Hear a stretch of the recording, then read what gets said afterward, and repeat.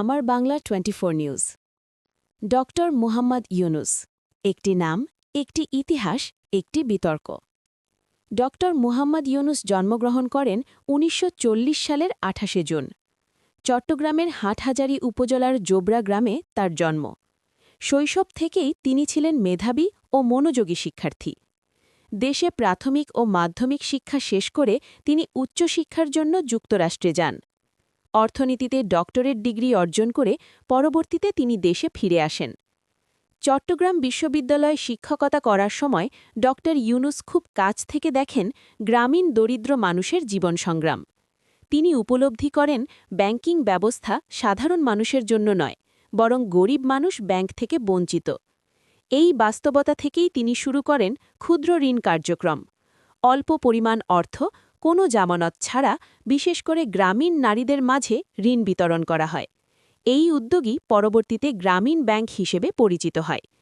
গ্রামীণ ব্যাংকের মাধ্যমে লাখো মানুষ স্বনির্ভর হওয়ার সুযোগ পায়।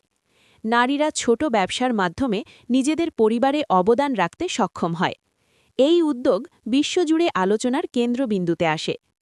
দারিদ্র্য বিমোচনে অবদানের জন্য ২০০৬ সালে ড মুহাম্মদ ইউনুস নোবেল শান্তি পুরস্কারে ভূষিত হন। এই অর্জনের মাধ্যমে বাংলাদেশ বিশ্বমঞ্চে নতুন পরিচিতি লাভ করে। তবে তার কর্মজীবন বিতর্কের ঊর্ধ্বে নয়। গ্রামীণ ব্যাংক থেকে তাকে অপসারণ করা হয়। তার বিরুদ্ধে শ্রম আইন লঙ্ঘনসহ বিভিন্ন অভিযোগ ও মামলা দায়ের করা হয়। ড ইউনুস এসব অভিযোগকে রাজনৈতিক উদ্দেশ্য প্রণোদিত বলে দাবি করেন। পরবর্তীতে তিনি সামাজিক ব্যবসার ধারণা তুলে ধরেন, যেখানে মুনাফার চেয়ে মানুষের কল্যাণকে অগ্রাধিকার দেওয়া হয়। এই ধারণা আন্তর্জাতিকভাবে প্রশংসিত হয়। সাম্প্রতিক সময় ড মুহাম্মদ ইউনুস রাষ্ট্র পরিচালনায় গুরুত্বপূর্ণ ভূমিকায় যুক্ত হন।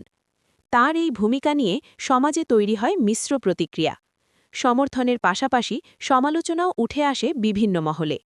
সব মিলিয়ে ড মুহাম্মদ ইউনুস এমন একজন ব্যক্তি, যিনি একদিকে দারিদ্র্য বিমোচনের পথিকৃৎ, অন্যদিকে বিতর্কিত রাজনৈতিক চরিত্র। তার জীবন প্রমাণ করে সাফল্য ও বিতর্ক একই ইতিহাসের দুই দিক। আমার বাংলা 24 নিউজ।